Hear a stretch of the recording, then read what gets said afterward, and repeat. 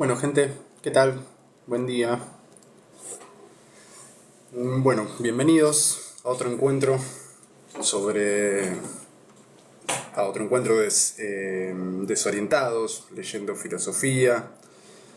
Hoy vamos a seguir leyendo el discurso de Rousseau sobre el origen y los fundamentos de la desigualdad de condiciones entre los hombres. En los encuentros pasados ya estuvimos viendo el prefacio, leímos el prefacio completo. Vimos más o menos cuáles son las intenciones de Rousseau, que se va a dedicar en primer lugar a tratar de estudiar al hombre natural, ¿sí? Cómo sería este ser humano despojado de sociedad, si es que existió en algún momento, ¿sí?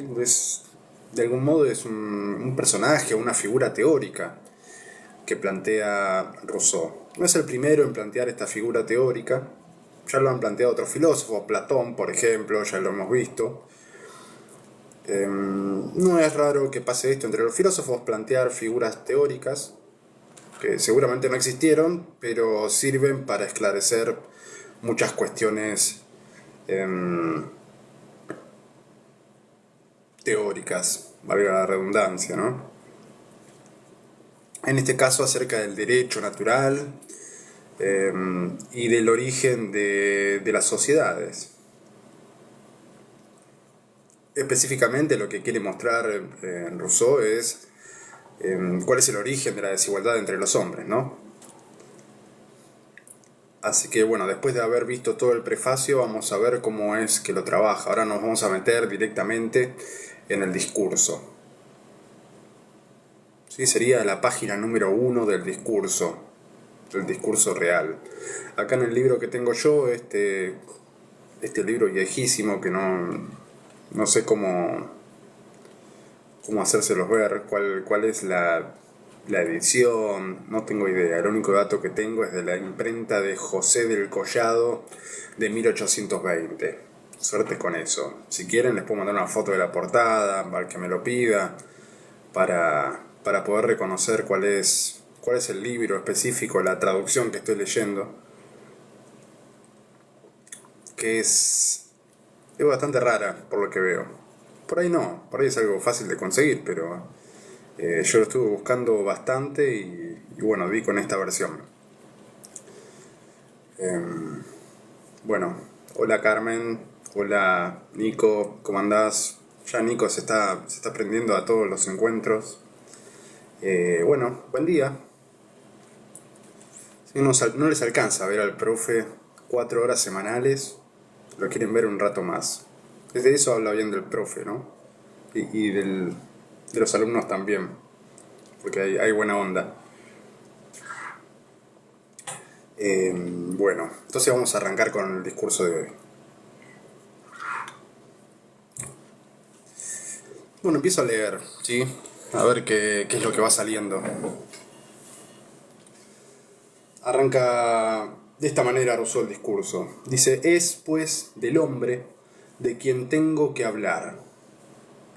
Y la cuestión que examino me manifiesta palmariamente que voy a hablar a hombres. Porque semejantes discusiones no deben proponerse cuando se teme honrar a la verdad. Y ya nos había avisado todo esto en el prefacio, que iba a hablar del hombre. Ya nos dio una justificación de por qué iba a empezar a hablar del hombre, así que esto no nos tiene que parecer para nada extraño. Así que voy a seguir leyendo porque no está diciendo ninguna novedad acá Rousseau. Va a hablar del hombre. Y va a tratar de encontrar la verdad acerca del hombre y de su desigualdad.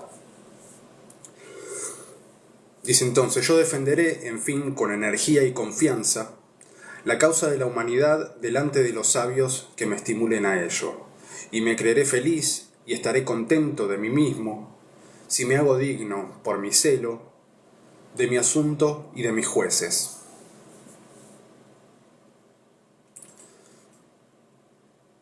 Sí, los jueces, bueno, vaya a saber quién son los jueces de Rousseau. Yo, conociendo a Rousseau, supongo que toma como jueces primero a los intelectuales, ¿no? Y después a todos los seres humanos que lean este libro, porque él, este discurso, lo escribió para que lo pudiera entender cualquier persona, ¿sí? Para que lo pudiera entender cualquier mortal. Si no está dedicado únicamente a la academia, si bien una academia o un instituto fue el que propuso este tema, Rousseau suele dirigirse hacia todos. Creo que lo va a aclarar ahora en algún momento. Sí, nosotros, Carmen, sí. Las personas de a pie que se encuentran con estos libros de filosofía. Así que bueno, vamos a tratar de entenderlo. A eso nos dedicamos. Sigo. Yo concibo en la especie humana dos clases de desigualdades. ¿Sí? Acá empieza con los tecnicismos y bueno, está bueno que empiece así. Hay dos clases de desigualdades. La una, que llamo natural o física, en virtud de que se haya establecida por naturaleza, y que consiste en la diferencia de las edades, de la salud, de las fuerzas del cuerpo y de las cualidades del espíritu o del alma. Entonces, en primer lugar, tenemos una serie de diferencias entre los seres humanos, y esas diferencias vamos a decir que son naturales. ¿Sí? Hay diferencias naturales. Entonces, ante la pregunta, ¿hay diferencias naturales entre los hombres? Rousseau va a decir, sí, hay diferencias naturales, y esas diferencias naturales son las diferencias físicas. ¿Sí? Diferencia de edad, sí, es obvio, todos los seres humanos no tienen la misma edad, tienen diferentes edades, diferentes grados de salud, por ejemplo. También eso diferencia un hombre de otro. Sí, en este momento yo estoy pasando por una gripe bastante complicada, así que yo estaría en una condición inferior a otros seres humanos. Y superior a muchos otros también, ¿no? Por eso, en cuestiones de salud no hay dos personas que se encuentren en igualdad de condiciones. En cuanto a la edad tampoco, en cuanto a la fuerza del cuerpo, también somos distintos todos. Y en las cualidades del espíritu y del alma también, dice Rousseau.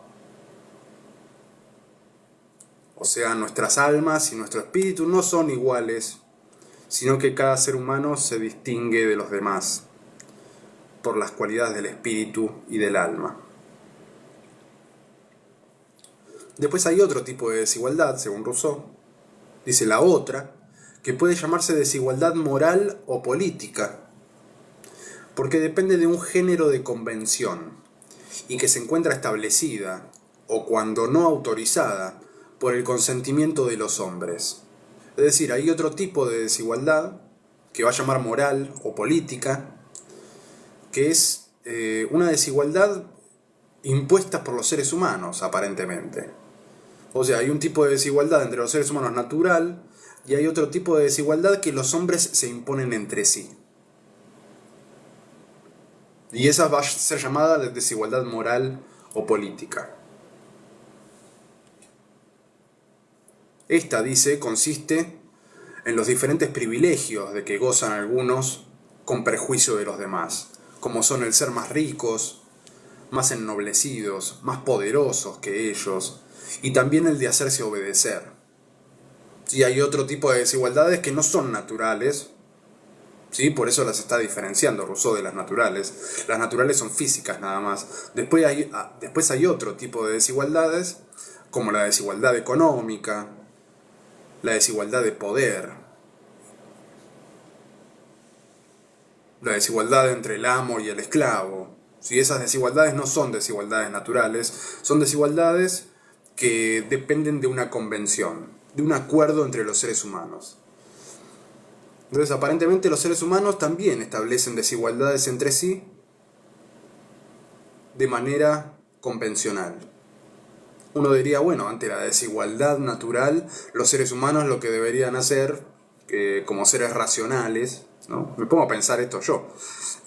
Como seres racionales tendrían que estar destinados a los mecanismos de la razón humana para disolver estas diferencias, estas pequeñas diferencias físicas, ¿no? Estas pequeñas diferencias naturales para hacernos todos iguales. No sé, uno pensaría que cualquier ser humano racional haría ese tipo de cosas.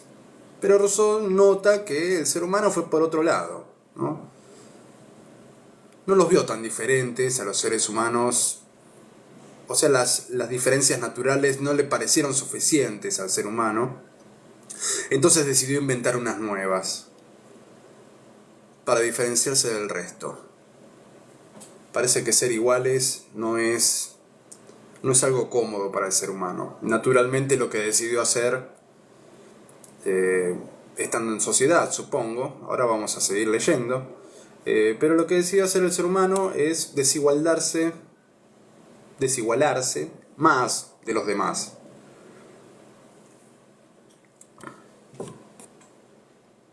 De esta manera, con estas categorías, la riqueza, por ejemplo, es una desigualdad inventada por los seres humanos, no es una desigualdad natural, que haya personas más ricas que otras. Ahora vamos a ver si estas desigualdades inventadas están basadas en desigualdades naturales. Sigo leyendo.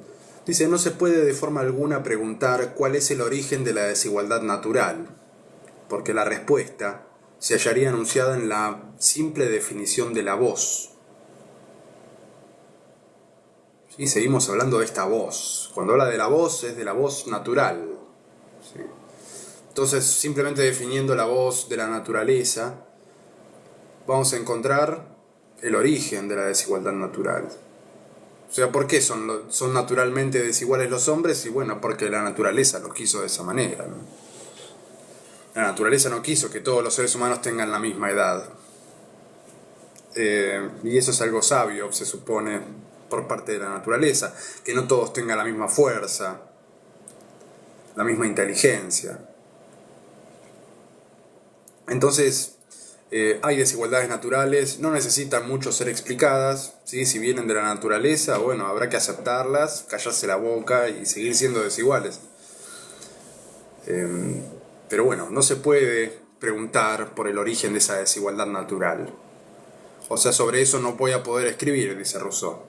No vale la pena. Menos aún podría buscarse y analizarse si no hay o pudo haber alguna ligazón o analogía esencial entre las dos desigualdades. Porque esto sería preguntar, en otros términos, si los que mandan valen esencialmente más que los que obedecen. Y si la fuerza del cuerpo, del espíritu, la sabiduría o la virtud se hallan siempre en los mismos individuos en proporción del poder o de la riqueza. Cuestión excelente puede ser para que la agitasen y discusiesen esclavos, que conociesen a fondo sus amos, pero que no conviene a hombres razonables y libres que buscan la verdad. ¿Sí? ¿Qué está queriendo decir acá Rousseau?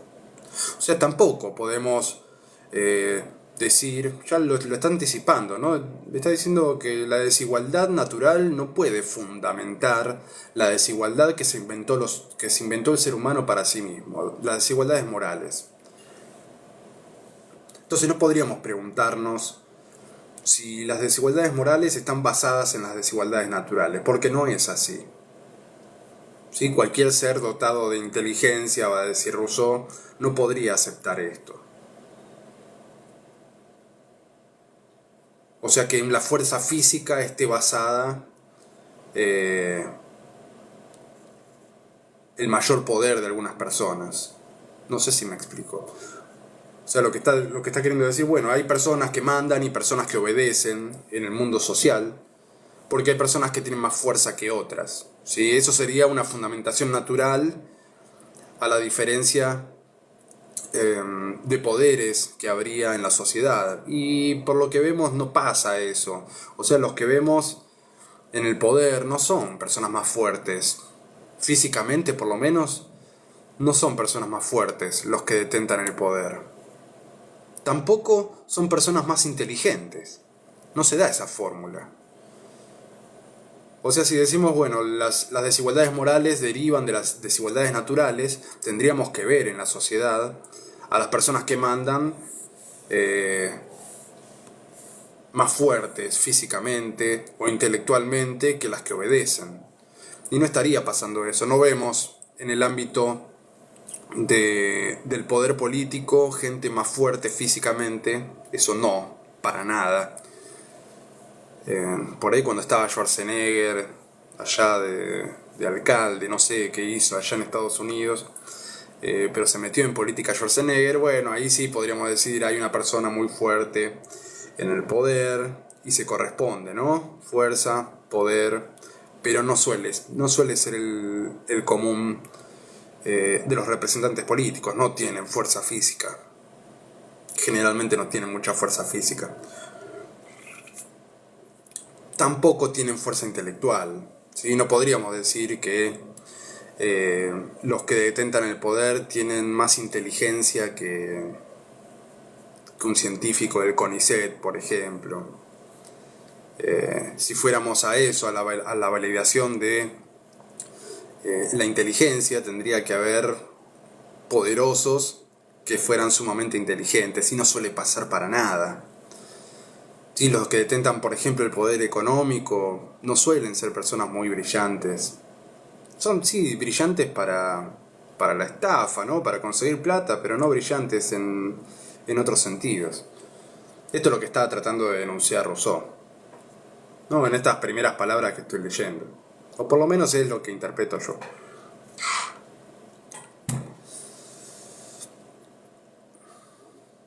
Bueno, seguimos. ¿De qué se trata, pues, esencial y principalmente en este discurso?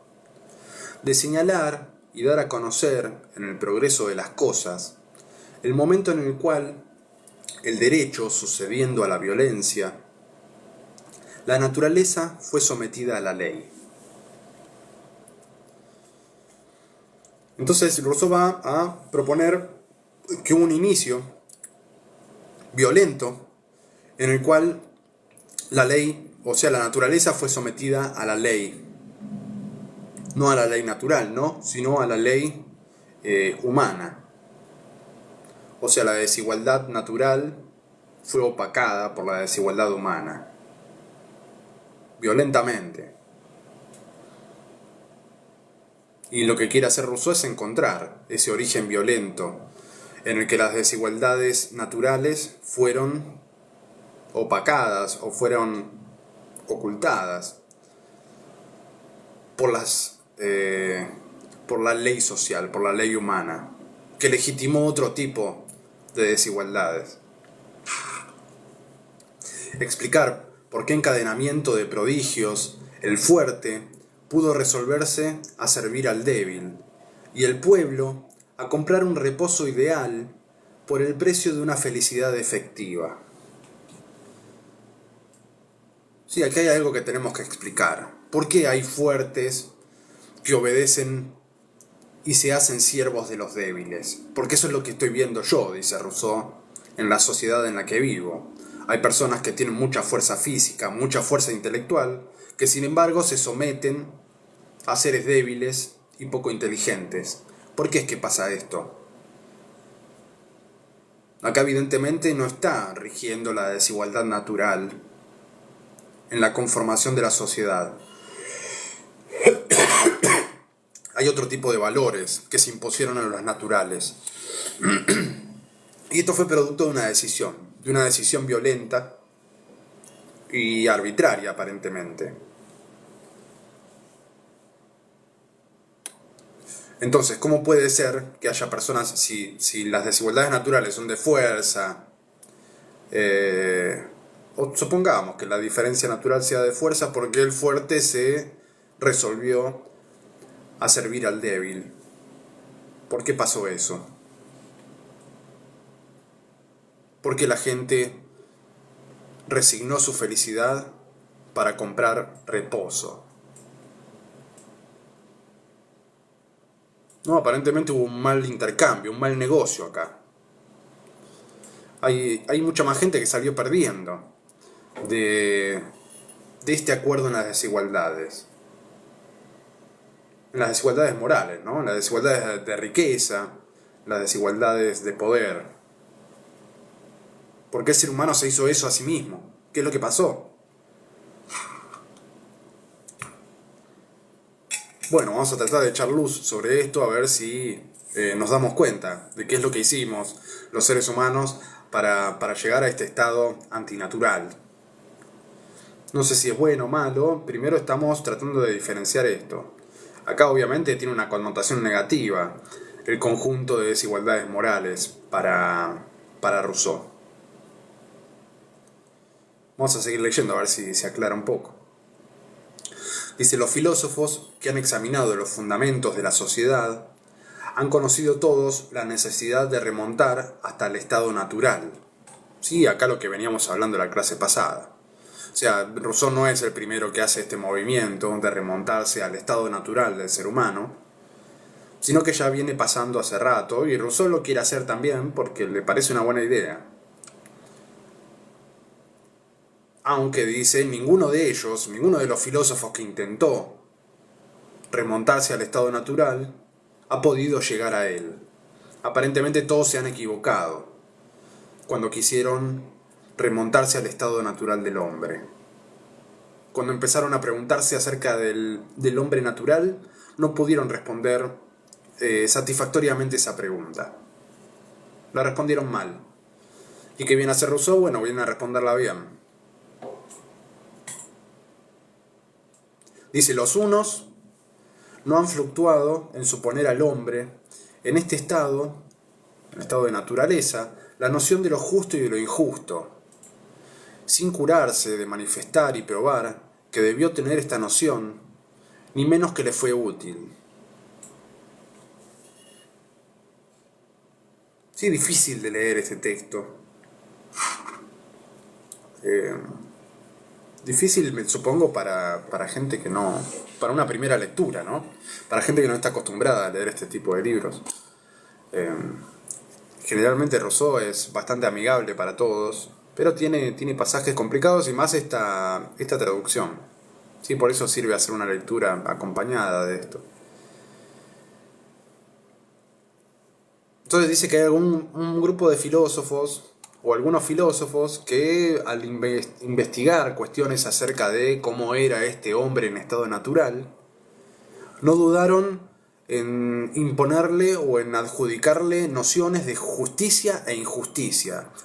Y el Rousseau se pregunta, ¿cómo puede ser que un hombre en estado natural tenga las nociones de justo e injusto? Sí, no hay manera de que pueda pasar esto. Un hombre en estado natural está en contacto con la naturaleza, se preocupa únicamente por sobrevivir, ¿sí? Por comer, por conseguirse la comida del día, por obtener refugio. ¿De dónde saca las nociones de justicia y de injusticia? O sea, basan toda la construcción de una sociedad o todo el inicio de una sociedad en nociones que son posteriores a la sociedad. Se supone que la justicia y la injusticia nacen con la sociedad, no son anteriores a la sociedad. Entonces, ¿cómo puedo tener, antes de ser un hombre social, o de ser un hombre que vive en una república, tener nociones de justicia y de injusticia? Se supone que lo justo y lo injusto nace a partir del acuerdo que realizamos cuando nos unimos en sociedad. Ahí surge. Pero los teóricos dicen, bueno, ¿cómo puede surgir ahí la noción de justo e injusto si no estaba en el hombre natural? Algo difícil, complicado. Lo mismo va a pasar cuando se pregunte acerca del lenguaje, Rousseau. Rousseau tiene un problema también con el origen del lenguaje, por ejemplo. Porque está pensando el origen de la sociedad en estos términos. O sea, un lenguaje no puede ser anterior a la sociedad, según Rousseau. ¿Cómo puedo aprender a hablar en español si no vivo en una sociedad en la que se habla en español? ¿Cómo puede el hombre natural, aislado de todos los otros seres humanos, hablar, obtener o desarrollar un lenguaje? O sea, para conformar una sociedad es necesario mínimamente tener lenguaje, poder hablar y establecer este tipo de acuerdos. Para conformar una sociedad es necesario tener una cierta complejidad de pensamiento abstracto, para poder elaborar un acuerdo, por ejemplo, si es que las sociedades se basan en un acuerdo. Sí, Carmen, o sea, esos acuerdos, eh, bueno, ya deben saber, bueno, si no lo saben, Rousseau se inscribe en una corriente de pensamiento político que se llama contractualismo, ¿sí? O sea, todos los contractualistas, sí, en esta época creían esto, que el inicio de la sociedad fue mediante un acuerdo. Y los acuerdos o contratos, ¿sí? Rousseau escribió el contrato social. Eh, Antes de Rousseau también estuvo Hobbes, que hizo lo mismo, ¿sí? Habló de un contrato, por eso se llaman contractualistas estos filósofos. Creen que al inicio de la sociedad hubo una decisión de conformar una sociedad y esa decisión la plasmaron en un contrato. Un contrato ya sea escrito o no, pero la cuestión es que las sociedades se iniciaron mediante un contrato social, podríamos decir. Contrato que da inicio a una república, a una sociedad de seres humanos. Entonces, para poder idear un contrato, para poder pensar en un contrato, necesitamos primero tener anteriormente un lenguaje. Y hay un problema, porque ¿cómo voy a redactar un contrato si no tengo acceso al lenguaje? Si el lenguaje nace con la sociedad. Tendríamos que pensar que el lenguaje nació antes de la sociedad. El problema es que Rousseau se está imaginando seres aislados, seres humanos aislados, que en un momento deciden juntarse. En realidad casi todos los contractualistas hacen esto.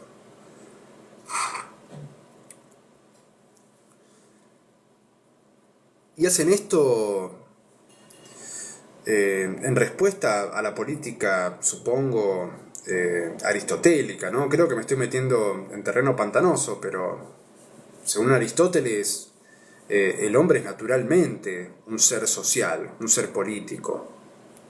Y acá lo que nos está queriendo mostrar los contractualistas es que no. Naturalmente el ser humano no es un ser social, un ser político. Y cuando tomamos esta decisión teórica, se nos presentan dificultades como esta. ¿Cómo puede ser que conforme una sociedad si no tengo lenguaje?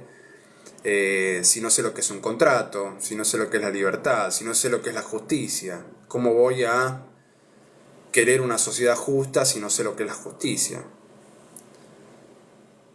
En este caso me convence un poco más la política aristotélica, ¿no? Que dice que bueno, el ser humano es un ser humano natural, es un ser político naturalmente, que jamás podría estar aislado de otros seres humanos.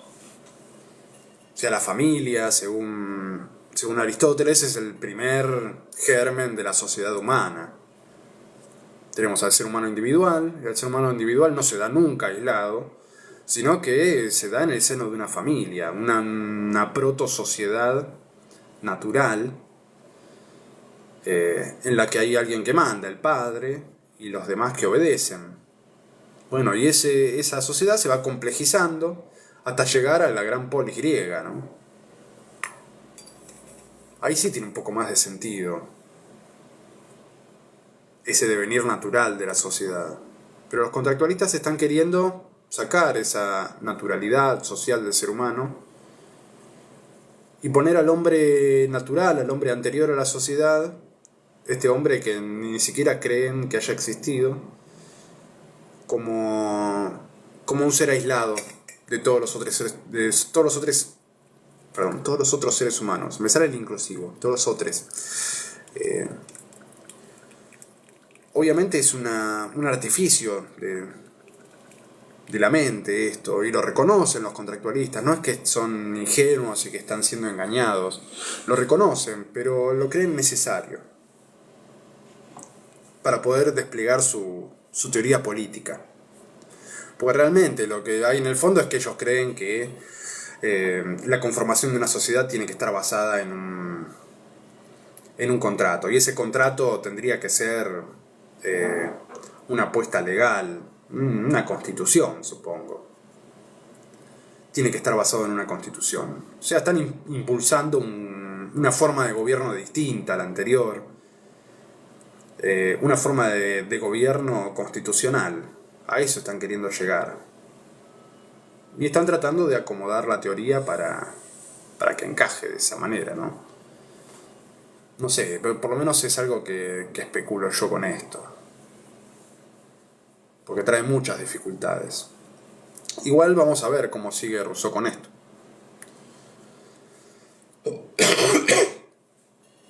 Entonces, sigo.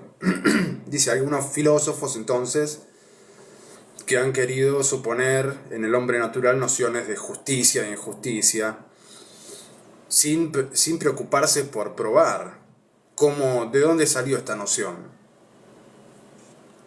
Otros, dice, han hablado del derecho natural que cada uno tiene de conservar lo que le pertenece. Sí, ¿se acuerdan que dentro del derecho natural nosotros habíamos postulado dos sentimientos, dos instintos, podríamos decir? Bueno, hay algunos filósofos que basan el derecho natural en la propiedad. Los liberales, por ejemplo, ¿no? Dicen, bueno, el hombre naturalmente, o el hombre en estado de naturaleza ya tenía la noción de propiedad privada. Cosa absurda, dice Rousseau. No hay manera de que el hombre natural, primero, necesitara la propiedad privada, y segundo, que tuviera la noción de lo que es la propiedad privada. Estamos otra vez en la dicotomía esa, estamos otra vez con ese problema de que le estamos adjudicando al hombre natural conceptos y conocimientos que tiene el hombre únicamente cuando pertenece a una sociedad, cuando es educado por una escuela estatal, podríamos decir. El hombre en estado natural no tenía escuela, no tenía capacidad de poder desarrollar este tipo de conceptos.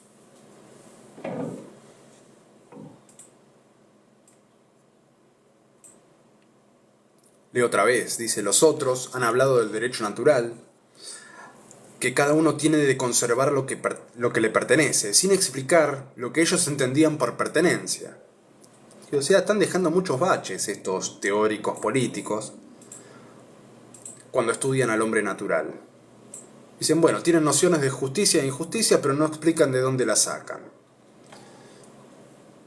Hablan del derecho a la propiedad privada, pero no explican de dónde salió ese derecho a la propiedad privada, ese conocimiento o esa noción que tenían los hombres de propiedad privada. Y algunos otros, dice, dando sin dificultad al más fuerte la autoridad sobre el más débil. Sí, esta es la más fácil, ¿no? Es decir, bueno, el dominio de unos seres humanos por sobre otros está autorizado por la fuerza. Es un tópico interesante y fácil de aceptar, ¿no? Por eso es tan popular. Decimos, bueno, los más fuertes están autorizados naturalmente, ¿no? Están autorizados a dominar a los más débiles. Eso sería lo más ingenuo y aceptable que podríamos decir. Lo leo otra vez. Dice, y algunos otros, dando sin dificultad al más fuerte la autoridad sobre el más débil, han al momento hecho nacer el gobierno, sin hacer caso del tiempo que debió transcurrir, antes que el significado de las voces autoridad y gobierno pudiese existir entre los hombres. O sea, hay algunos teóricos que le dan autoridad y gobierno a personas que no sabían lo que era. Otra vez. Si otra vez le están adjudicando al hombre natural conceptos que no podría manejar el hombre natural, que no podría conocer, porque se construyen una vez que está conformada una sociedad.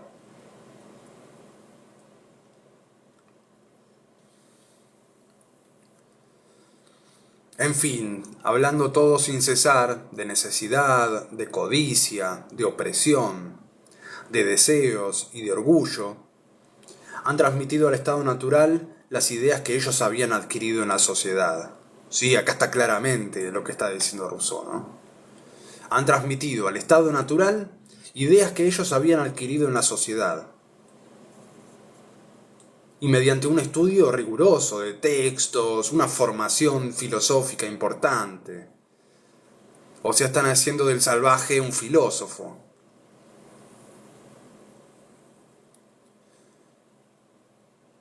Dice, trataban del hombre salvaje y pintaban al hombre civil. Sí, es como decir, bueno, voy a hacer una pintura del hombre salvaje y le pongo traje y corbata, ¿no? No concuerda. No puede tener traje y corbata eh, un hombre en estado natural, un hombre ajeno a la sociedad. ¿Cómo puede ser? Bueno, esta conceptualización del hombre natural, estos conceptos que se le están adjudicando como justicia, injusticia, autoridad, gobierno, le están poniendo traje y corbata a un Homo sapiens, a un hombre de Neandertal, ¿no? Y claramente no lo tenía. No ha siquiera pasado por la idea a la mayor parte de los nuestros el dudar que el estado natural hubiese existido. No obstante, que es evidente, según lo manifiestan los libros sagrados, que el primer hombre, habiendo recibido inmediatamente de Dios luces y preceptos, no podía hallarse por ningún título en tal estado, y que añadiendo a los escritos de Moisés la fe que les debe todo filósofo cristiano, es forzoso negar que aún antes del diluvio los hombres se hubiesen jamás encontrado en el estado puro de la naturaleza.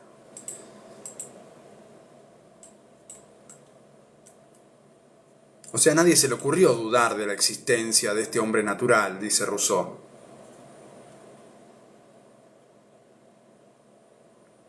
Él, por lo tanto, no cree que haya existido, sino lo postula como un ejercicio teórico, un experimento mental. Obviamente, como buen cristiano, Rousseau no va a decir que el ser humano natural, sin luces, haya existido, sino que lo está imaginando. Es un ateo encubierto. No sé, no quiero acusar a Rousseau de estas cosas, pero son cuestiones que me surgen de la cabeza, ¿no? Lo veo como un cristiano medio dudoso. Porque si no, ¿por qué vas a escribir todo esto si crees que Dios creó al ser humano tal como es ahora? ¿Por qué molestarse si estás tan seguro de que el hombre natural nunca existió? ¿Por qué te vas a molestar en hacer esto, ¿no? Por ahí para legitimar un contrato social, no sé. Bueno, son cosas para pensar.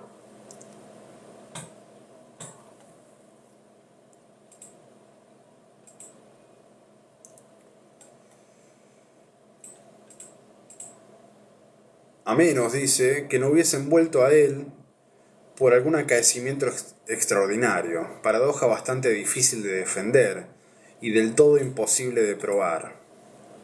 O sea, que hayan vuelto al estado de naturaleza por algún acaecimiento extraordinario.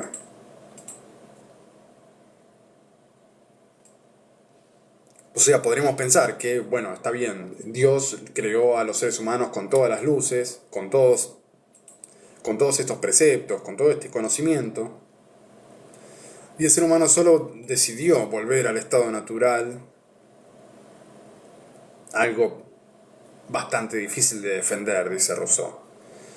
Que un ser humano con luces, cuando hablo de luces estoy hablando de inteligencia conceptual, ¿no?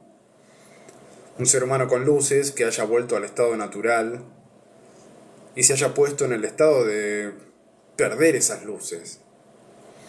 Es imposible, es difícil de defender e imposible de probar esto, dice Rousseau. Que el hombre, una vez que haya adquirido el lenguaje y las luces, o sea, el conocimiento conceptual y racional, lo haya abandonado para volver al estado de naturaleza. Eso no puede pasar. Por eso él va a postular que no es posible volver al estado de naturaleza. No se puede dar marcha atrás al hombre civilizado.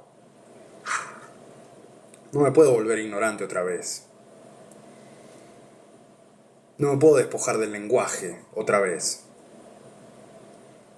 A menos que, no sé, me dé un golpe fuerte en el área del lenguaje del cerebro por una decisión propia y digo, bueno, quiero olvidarme del lenguaje.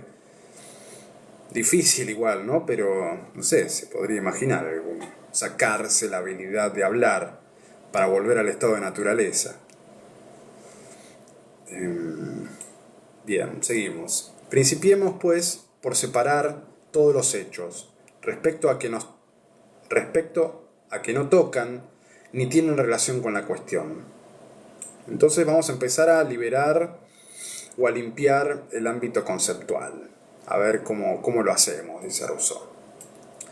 No es necesario hacer caso de las investigaciones con las cuales se puede entrar en materia sobre este asunto, por medio de las verdades históricas.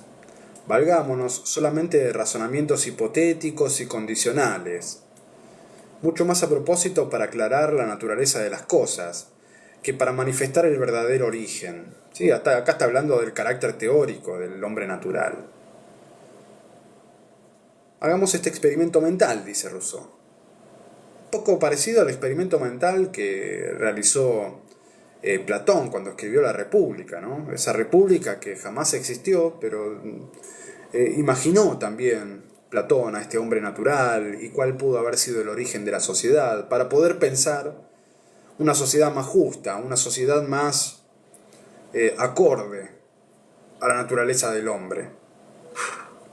Que esto es lo que están buscando todos experimentando sobre el hombre natural, ¿no?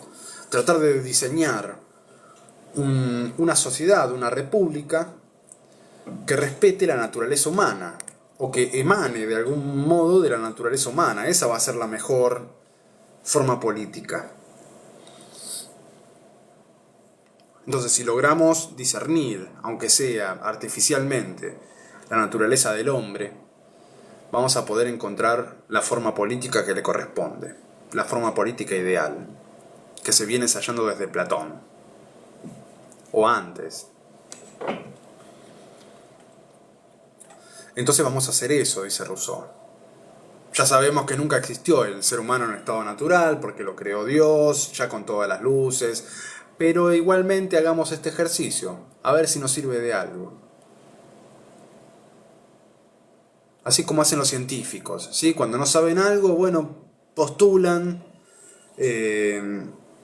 algún término teórico y a partir de ahí empiezan a desarrollar todo una investigación científica. Sí, eso lo hacen los científicos también. Proponer una teoría, por más que sea absurda, por más que no conozcamos si existe o no existe, postulemos algo como si fuera cierto, a ver qué sale de ahí. Es la base del conocimiento científico, ¿no? Postular una hipótesis y empezar a jugar con eso. Después, si no llegamos a ningún lado, si la experiencia nos dice que esa hipótesis era falsa, bueno, está bien, avanzamos en el conocimiento, porque demostramos que algo era falso. Eso ya es bastante.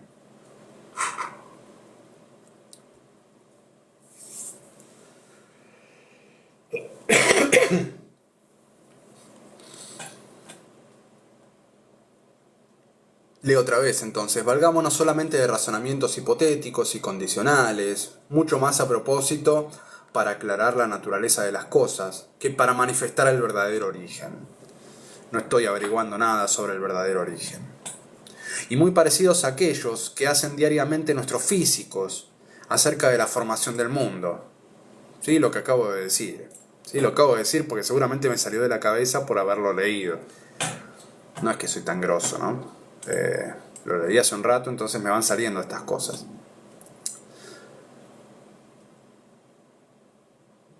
Entonces, así como los físicos postulan teorías, postulan términos teóricos que posiblemente no existan, pero muchas veces aclaran la cuestión. Si el electrón, por ejemplo, no sabían que existía el electrón, los físicos, pero lo postularon como una partícula existente. Y después, no sé, terminaron comprobando que sí, existía el electrón. Pero en un principio comenzó a existir como una partícula teórica. Bueno, a ver si pasa lo mismo con esto, dice Rousseau. La religión nos obliga a creer que Dios, habiendo sacado a los hombres del estado natural, inmediatamente después de la creación, no son iguales porque no tuvo a bien que lo fuesen. O sea, la religión nos dice, Dios hizo a los seres humanos desiguales porque no quería que fuesen iguales.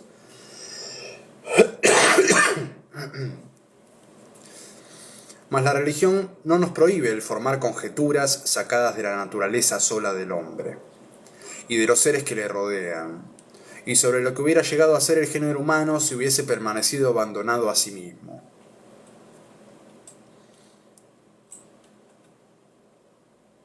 O sea, lo que está haciendo Rousseau, primero cuidarse de la iglesia, ¿no? Está diciendo, bueno, no quiero generar discordias con la iglesia, porque yo soy católico también, está todo bien con Dios, pero bueno, me tengo que cuidar un poco, tengo que tener cautela con lo que digo, y en general sí, todos los filósofos en algún momento se atajan de lo que dicen, se cuidan de lo que realmente piensan, ¿no? Porque trae problemas. Pregúntenle a Sócrates, si no. Ya el ejemplo de Sócrates le da un poco de miedo a cualquier filósofo que se pone a hablar en contra de la religión, en contra de la sociedad actual, porque podemos terminar como él, ¿no? La filosofía despierta sentimientos fuertes en la religión y en el poder político. Por eso hay que andar con cautela, ¿sí? Yo que soy profesor de filosofía, me tengo que andar con cautela también hoy en día, ¿no? Que estamos tan avanzados como sociedad. Tengo que andar con cautela también cuando leo textos filosóficos en la escuela secundaria, por ejemplo. ¿Sí? Cuando se habla acerca de cuestiones religiosas, bueno, danger, se me prende la luz, tengo que ir con cuidado. Hablar del aborto, hablar de Dios, de la muerte, bueno, en todas esas cosas se nos prende una alerta a los filósofos y no solemos decir lo que totalmente pensamos. Y creo que esto nos lo regaló en algún punto Sócrates. Sócrates y toda la historia posterior, ¿no? Hubo siempre amenazas de muerte, asesinados, ¿no? Hace poco, aparte de Sócrates, hace poco conocí un quemado en la hoguera, Giordano Bruno, ¿sí? En la Inquisición, muy bien, Carmen, sí. Giordano Bruno fue captado por la Inquisición y fue quemado vivo, ¿sí? Algo que no se estilaba mucho en esa época, primero los mataban y después los quemaban. Bueno, Giordano Bruno le tomaron un cierto cariño y por eso decidieron quemarlo vivo. Gente buena, ¿no? Gente como uno. Pero sí, durante la Inquisición se mataron muchos pensadores también. O sea que la filosofía es peligrosa. Es una actividad de riesgo, ¿sí? En cualquier época. En esta también. Así que andamos con cuidado, andamos con cautela. Nos cuidamos mucho de lo que decimos.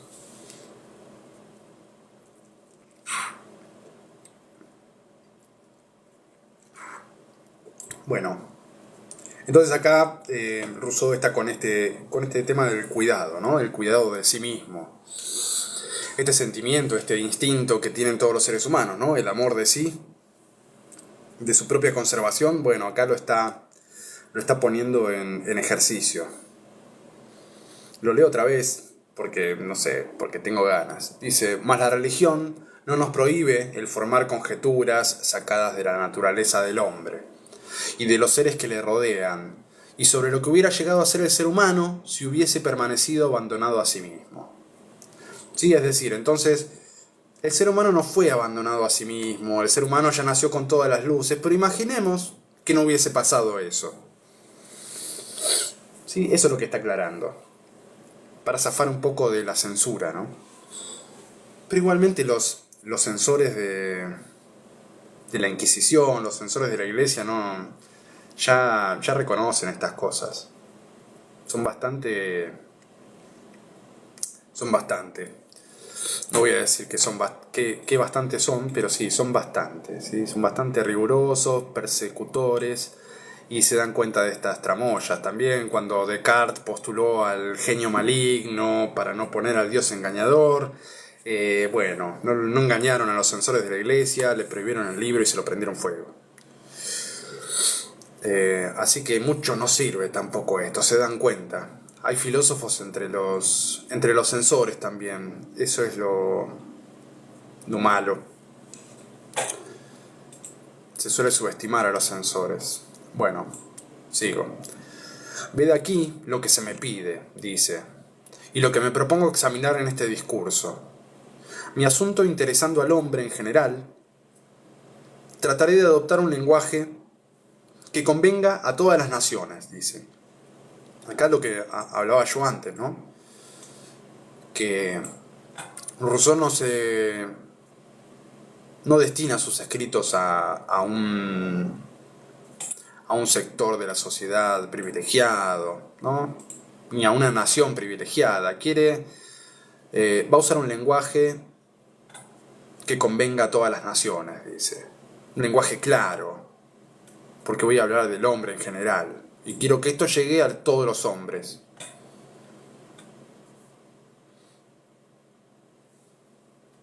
Hoy en día sería, no sé, un poco sesgado esto. Todos humanos, deberíamos decir.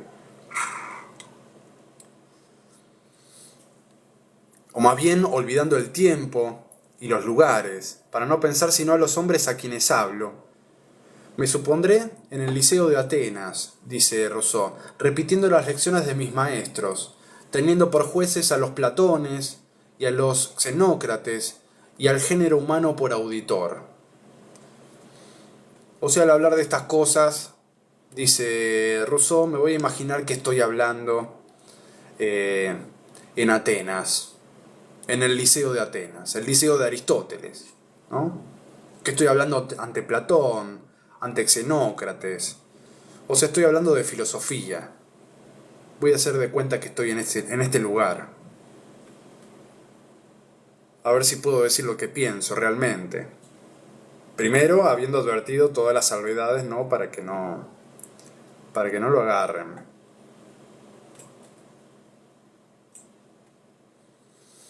Y sigue, oh hombre, de cualquier región que seas, y sean cuales fuesen tus opiniones, escucha.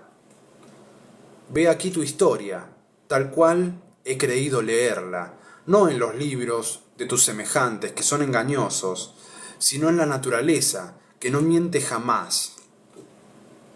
Sí, acá hay otra tendencia de la época.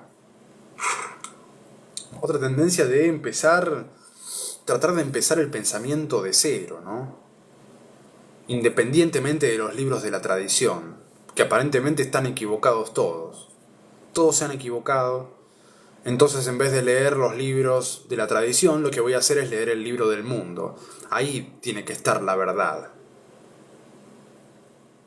La naturaleza no miente nunca. Entonces, lo que voy a hacer es observar la naturaleza, observar los efectos de la evolución humana. A ver si a partir de eso puedo sacar algo verdadero. Porque aparentemente de los libros no puedo sacar nada verdadero. En los libros la gente engaña. Lo que hacen los hombres es engañoso. Los hombres viven en la ignorancia, más que en la certeza. ¿Y dónde está la certeza si no están los hombres? Bueno, en la naturaleza. De ahí tengo que sacar la verdad. Del estudio de la naturaleza, del estudio del mundo. Los hombres están perdidos. No voy a buscar ahí una verdad.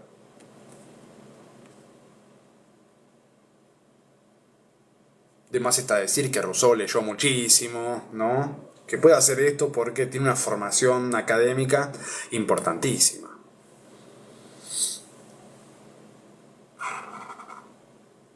Hola sobrino, ¿cómo estás? Tengo sobrino por todos lados. Bueno, todo cuanto será suyo es verídico. No habrá otra cosa en ella que sea falso, sino aquello que yo haya mezclado de mi pertenencia sin querer, dice. Está hablando de la naturaleza, ¿no? Todo lo que veamos en la naturaleza es verdad, es verídico. Y si encuentro algo falso es porque yo lo puse ahí. Los tiempos de que voy a hablar están muy distantes, dice. Ah, ¿y cuánto has cambiado de lo que eras? Le está hablando al hombre, ¿no? ¿Cómo has cambiado de lo que eras anteriormente, de lo que eras naturalmente? Ahora sos otra cosa. ¿Qué te pasó? Eso es lo que voy a querer averiguar, dice Rousseau.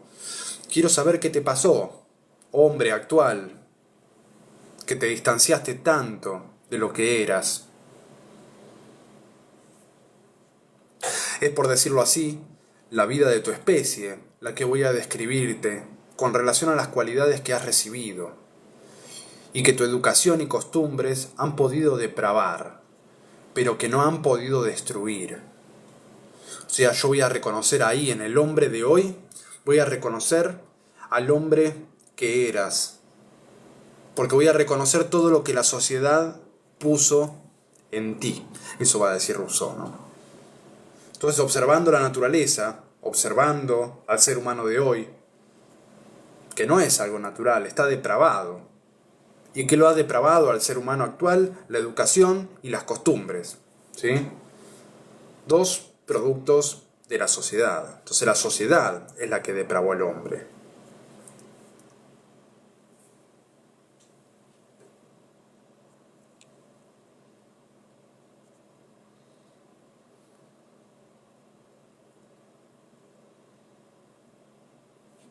Perdón, ahí completé el rompecabezas de TikTok para seguir otra hora más. Lo hacen bastante complicado lo de TikTok, el rompecabezas, me equivoco siempre. Eso prueba que soy un ser humano, que me equivoco con el rompecabezas de TikTok. Una máquina no se equivocaría. Bueno, entonces, es por decirlo así, la vida de tu especie, la que voy a describirte con relación a las cualidades que has recibido, etc. Hay, lo conozco, una edad en la que el hombre individual querría detenerse. Tú buscarás la edad en la cual desearías que tu especie se hubiese fijado. Descontento de tu estado presente, por razones que anuncian a tu posteridad desgraciada mayores disgustos aún. Puede ser que quisieras poder retrogradar, dice. Y ese sentimiento o deseo hace el elogio de tus primeros abuelos, la crítica de tus contemporáneos y el horror de aquellos que tendrán la fatal desgracia de vivir después que tú.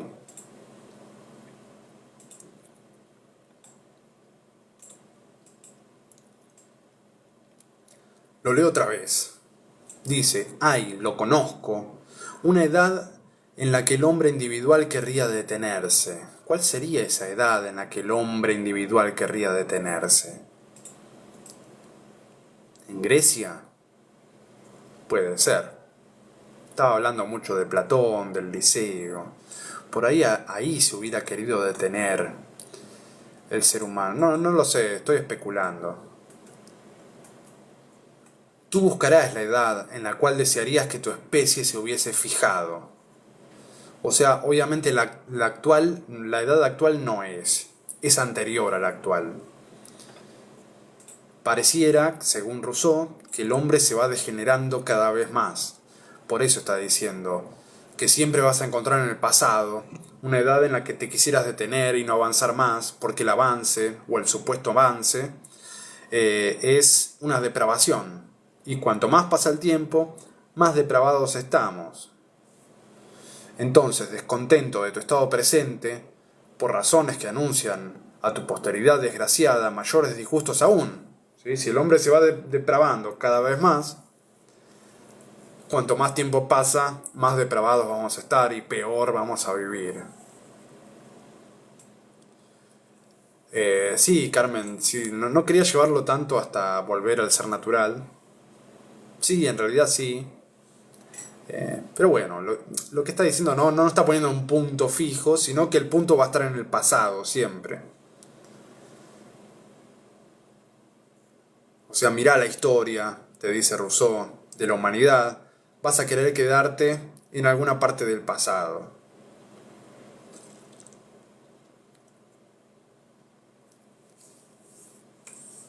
Hubo cosas que no vivió Rousseau. No sé, las bombas atómicas, ¿sí? Eh, el régimen nazi. O sea que todo el pasado no es bueno. Y el pasado de Rousseau tampoco. Pero bueno, lo que dice es seguramente no te vas a quedar con la era actual, sino que vas a querer detenerte en el pasado. Y ese sentimiento o deseo hace el elogio de tus primeros abuelos, la crítica de tus contemporáneos y el error de aquellos que tendrán la fatal desgracia de vivir después que tú. ¿Sí? Está queriendo graficar la degradación progresiva en la que está metida el ser humano. O sea, nosotros estamos mejor que los que van a venir después. ¿Sí? Así que aprovechá la malaria que tenés ahora porque los de más adelante van a ser peores todavía. La cosa va de mal en peor.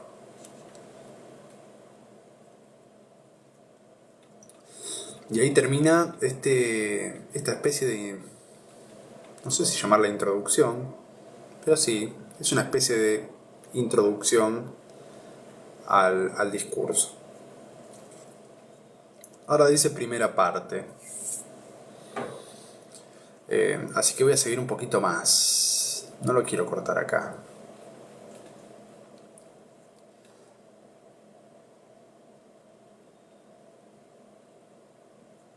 Bueno, primera parte. Estamos en página 27 del PDF. Por más importante que sea, para juzgar bien del estado natural del hombre, el considerarlo desde su origen y el examinarlo, por decirlo así, en el primer embrión de la especie, yo no seguiré su organización por en medio de sus progresos sucesivos. No me detendré a inquirir y buscar en el sistema animal aquello que pudo ser al principio para llegar a ser lo que es. O sea, no voy a hacer un estudio biológico, dice Rousseau. Podría hacerlo, pero no voy a hacer esto. No voy a hacer un estudio biológico del hombre para ver si salió del animal. No se quiere meter en esas cuestiones. No examinaré así, dice, como lo piensa Aristóteles, sus uñas alargadas. No fueron, pues, garras corvas. Sí, ya Aristóteles empezó con esto. Nosotros pensamos que Darwin fue el primero en hablar de la evolución de las especies. Pensamos que el átomo se empezó a conocer con Niels Bohr, ¿sí? Solemos tener esa idea. Pero cuando estudiamos, no sé, a mí me pasó que cuando estudié filosofía me di cuenta de muchas cosas, de muchos antecedentes que ya vienen desde Aristóteles. ¿Sí? Como el evolucionismo. Para Aristóteles, el mundo es algo en constante evolución.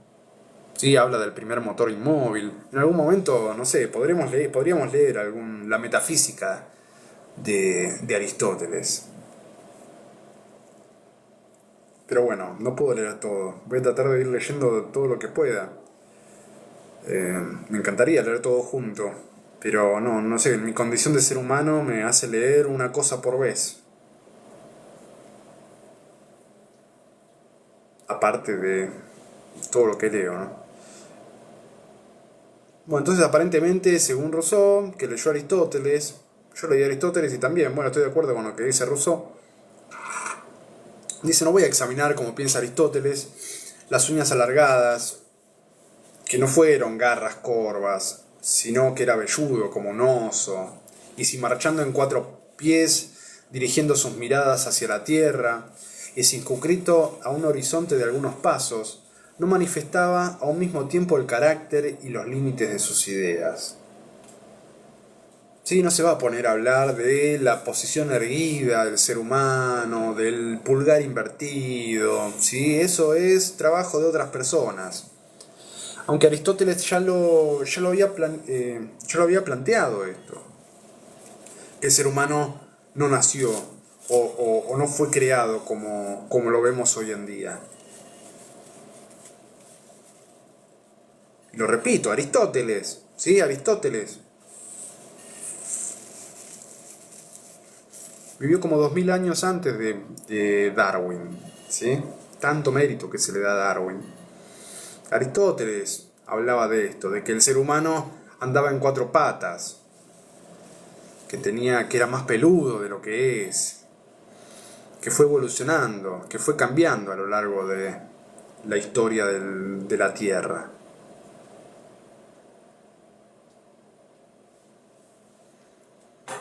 Y hubo un momento en que el ser humano no era inteligente, no manifestaba a un mismo tiempo el carácter y los límites de sus ideas.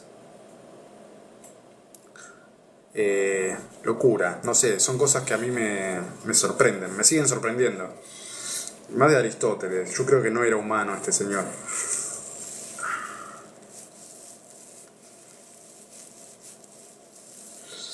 Perdón, pero estoy resfriadísimo. Dice, yo no podré formar sobre esta materia sino conjeturas vagas y casi imaginarias. La anatomía comparada ha hecho aún muy pocos progresos y las observaciones de los naturalistas son todavía muy inciertas. Para que se pueda establecer sobre semejantes fundamentos la base de un razonamiento sólido. Sí, esto es lo que faltaba, ¿no? Observaciones de los naturalistas. Eso es lo que trajo Darwin en algún punto. Observaciones, pruebas. Así, sin recurrir a los conocimientos sobrenaturales que tenemos respecto a este objeto, el objeto es el hombre, y sin tener en consideración las mutaciones que han debido sobrevenir en la conformación, tanto interior como exterior del hombre, a medida que aplicaba sus miembros a nuevos usos y que se nutría de nuevos alimentos, le supondré conformado de todo tiempo como lo veo hoy, marchando en dos pies, sirviéndose de sus manos del mismo modo que nosotros, dirigiendo sus miradas sobre toda la naturaleza y midiendo con sus ojos la vasta extensión del cielo. O sea, no voy a irme al hombre de las cavernas, aunque crea que el ser humano haya salido de ahí, haya sido producto de la evolución. ¿Sí? No voy a ir por ese lado, dice Rousseau. Voy a arrancar desde el momento en que el ser humano llegó a ser lo que es ahora. ¿Sí? Ya quiero empezar desde el ser humano con dos piernas, erguido, con los pulgares opuestos. Sí, voy a empezar con un ser humano natural, sí, pero no voy a ir al mono, por ejemplo, ¿sí? No voy a ir al animal ser humano. No voy a empezar con el animal, sino que voy a empezar con el ser humano tal cual es hoy. Aunque aparentemente sí cree, junto con Aristóteles, que el ser humano fue animal antes de ser racional.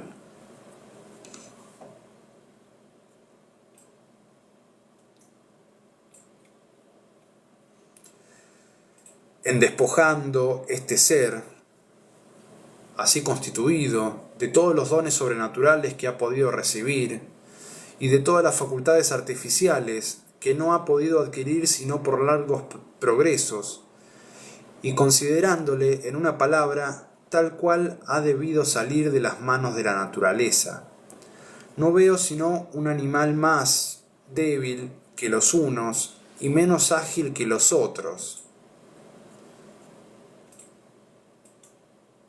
Entonces, ¿qué está haciendo Rousseau? Lo que está haciendo es, mirar al hombre actual y despojarlo de todos los progresos que le ha dado el artificio, ¿no? La sociedad. Todo lo que haya podido adquirir el ser humano en sociedad, va a tratar de sacárselo imaginariamente, ¿no? A ver qué es lo que queda. Y con lo que me quedo, dice Rousseau, es con un animal más débil que algunos y menos ágil que los otros, pero a todo respecto organizado con ventajas muy superiores a todos. O sea, es un animal, no es mucho más fuerte que los demás, ni mucho más débil.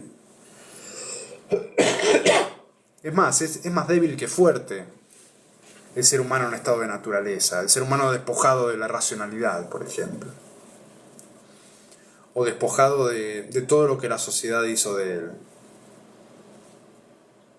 Pero tiene algunas ventajas, dice.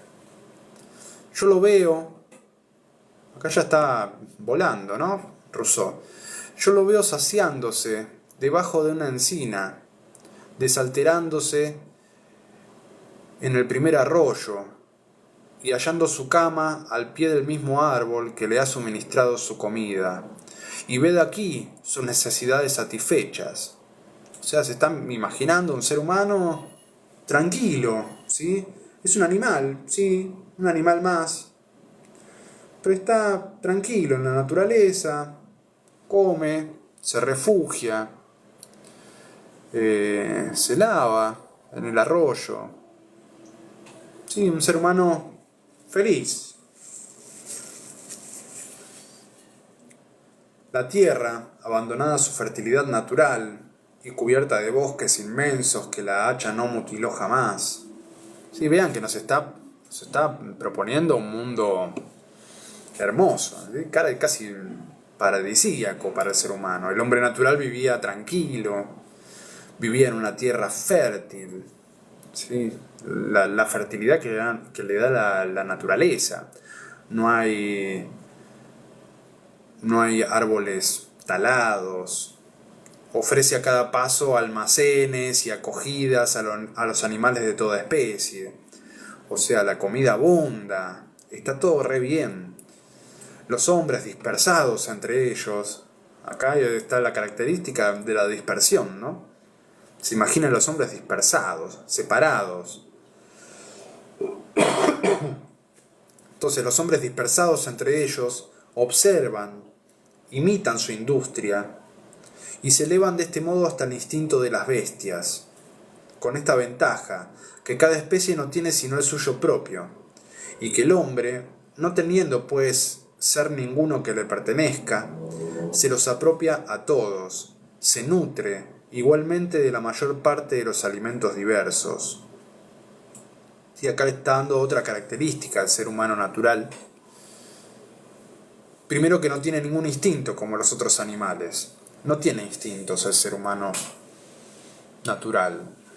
Es un animal despojado de instintos, pero que tiene la habilidad de copiar los instintos de los otros. Se los apropia a todos. Esta es la ventaja del ser humano. O sea, tiene una desventaja inicial, que no tiene instintos en absoluto, pero tiene la ventaja de que puede copiarlos. Se puede apropiar de todos los instintos de todos los animales. Tiene esa capacidad, una capacidad de copiar, de imitar. Entonces dice, cada especie tiene el suyo propio. Y el hombre, no teniendo ninguno que le pertenezca, se los apropia a todos. Se nutre igualmente de la mayor parte de los alimentos diversos, o sea, se fija qué es lo que comen los animales y va y come. No sabe cuáles alimentos convienen y cuáles no. Se copia de los animales. Entonces dice, se nutre igualmente de la mayor parte de los alimentos diversos, que los otros animales se dividen, y halla por consecuencia su subsistencia con mucha más facilidad. Y halla por consecuencia su subsistencia con mucha más facilidad que puede hacerlo cualquiera de ellos. Sí, acá lo que está resaltando es el carácter omnívoro del hombre, aparentemente un carácter adquirido, por lo que vemos. O sea, nace sin instintos, nace sin saber qué comer, y mira al león y dice, uy, puedo comer carne, puedo comer otros animales. Mira a la vaca y dice, puedo comer pasto también. O sea, las plantas se comen, los animales se comen, y así se hace de una dieta mucho más completa que la de cualquier otro animal. Puede comer insectos, ¿sí? Se da cuenta de que puede hacer lo que hacen los otros animales. Acostumbrados desde la infancia a las intemperies del aire y al rigor de las estaciones, ejercitados a la fatiga y obligados a defender desnudos y sin armas sus vidas y sus presas contra las otras bestias feroces, o bien a escaparles por la carrera, los hombres se forman un temperamento robusto y casi inalterable. O sea, sigue, ¿no? Volando, tratando de imaginarse cómo es este hombre natural. Entonces, en primer lugar, es un hombre que no tiene instintos, pero tiene la capacidad de copiar los instintos de los otros, de imitar el comportamiento de los demás animales. Es un ser humano robusto, ¿no? Porque está acostumbrado a luchar por su vida, está acostumbrado a pasar frío, a pasar por situaciones violentas, por luchas. Entonces es un ser humano fuerte, rápido, ¿sí? Adquiere ciertas habilidades en el estado de naturaleza. Los hijos, dice, trayendo al mundo la excelente constitución de sus padres y fortificándola por los mismos ejercicios que la han producido, adquieren de este modo todo el vigor de que la especie humana es capaz. O sea, el vivir en estado de naturaleza hace al hombre capaz de muchas cosas, lo hace fuerte, lo hace resistente. La naturaleza en esta parte obra con ellos de la misma manera que la ley de Esparta con los hijos de los ciudadanos. Ella vuelve fuertes y robustos a los que están bien constituidos y hace perecer a todos los demás. Sí, acá sigue hablando de evolución, ¿no? O sea, el que es débil se muere. El que no adquiere estas habilidades no sigue viviendo. El que vive es el ser humano que se puede adaptar a este modo de vida. O sea, en general los seres humanos en estado natural son vigorosos, fuertes, robustos. Diferente, dice, en este punto de nuestras sociedades, en las cuales el Estado, haciendo de los hijos onerosos a los padres, les mata indistintamente antes de nacer.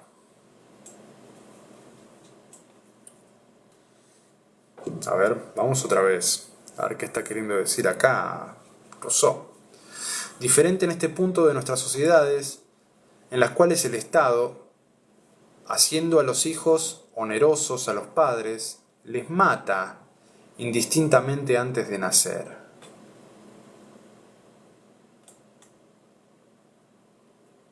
No sé, pasaje difícil.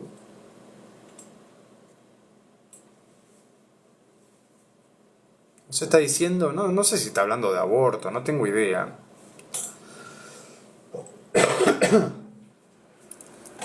Puede ser.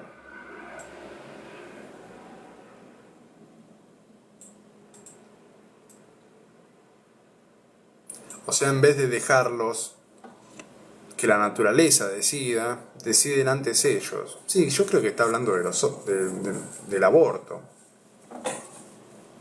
No sé, es algo que tendría que investigar. Y vamos a ir cortando. A ver, leo un poco más. Dice...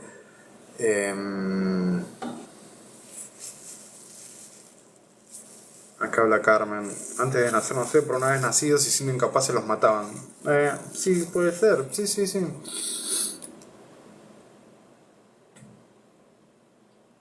Pero acá sí, habla antes de nacer. Eso es lo que me llama la atención. Pero bueno, no sé, una curiosidad.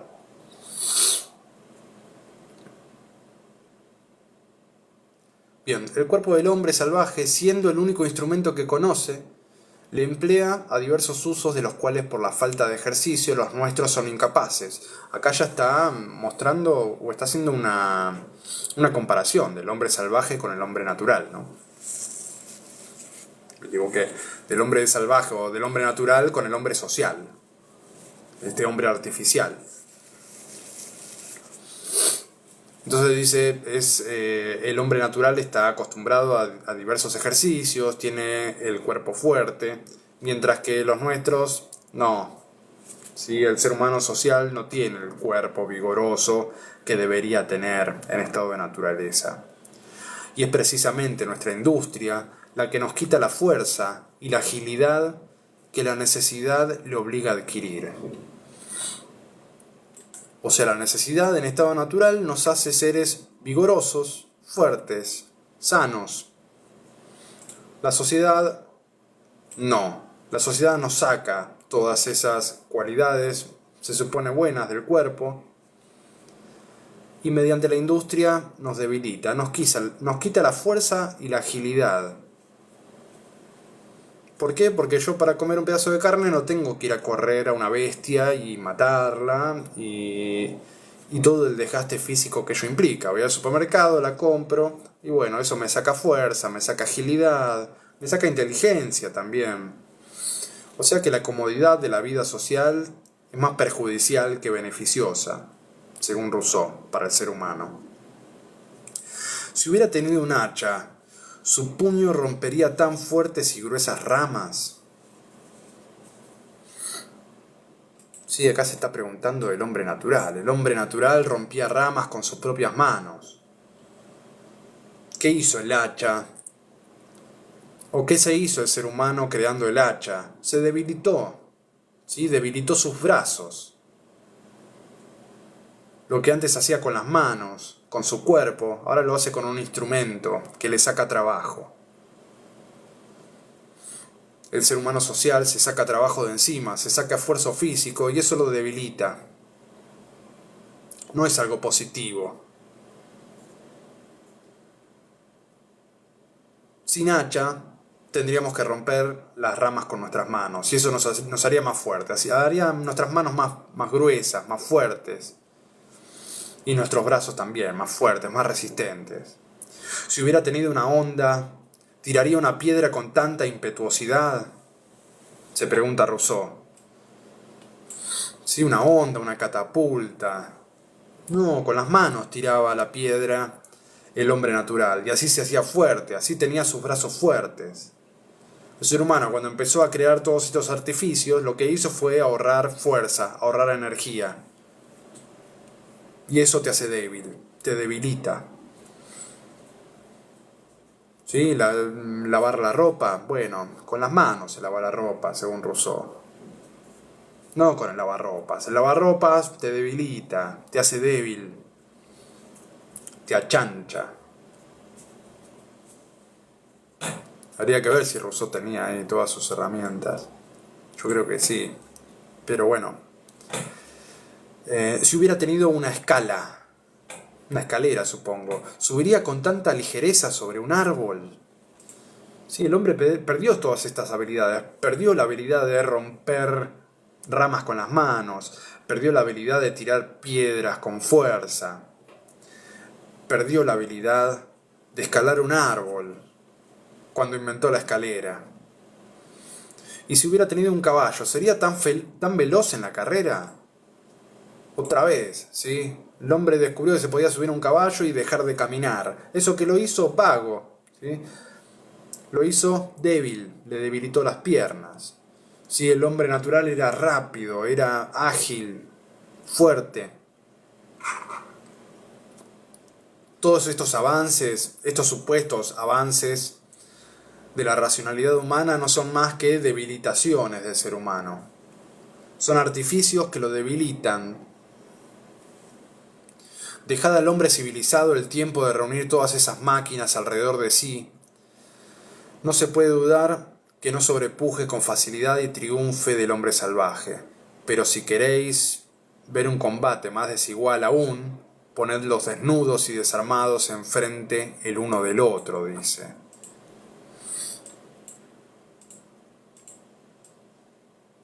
Entonces lo que está diciendo, bueno, poné al hombre actual con un hombre natural enfrente.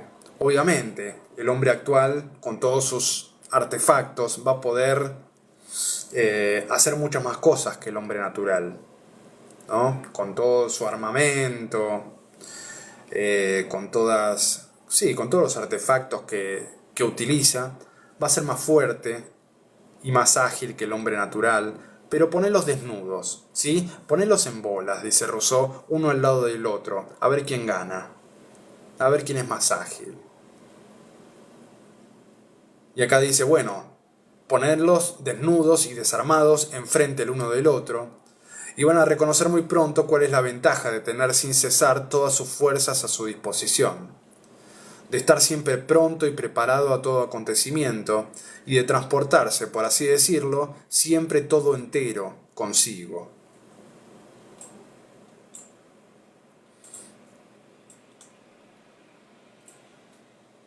Y acá lo dejamos, ¿no? Porque ya pasó 1 hora y media, ya estoy cansado, es sábado, tengo que trabajar. Pero bueno, vamos a dejarlo acá, en esta comparación que hace Rousseau del hombre natural frente al hombre civilizado. El hombre civilizado sí tiene ventajas, pero esas ventajas no le pertenecen a él, le vienen de afuera. El que tiene las ventajas más valiosas es el ser humano natural, que las tiene en sí, ¿sí? No las puede perder, a menos que pierda los brazos, ¿no? Pero el ser humano natural tiene habilidades naturales que le pertenecen más propiamente que las que pertenecen al hombre social, al hombre natural. Me parece que idealiza el ser humano natural, sí, obviamente, que lo idealiza. Sí. Pero bueno, en algún sentido tiene razón en cuanto a la fuerza, ¿no? Que el hombre civilizado se achancha, el hombre civilizado se atrofia, podríamos decir. No sé, bueno, vamos a terminarlo acá porque ya pasó mucho tiempo. Lo seguimos la vez que viene. Nos quedamos en la página 31 del PDF. Ahí me voy a marcar. Y bueno, continuamos el sábado que viene con este discurso de Rousseau. Espero que tengan una buena semana y nos vamos viendo. Chau, chau.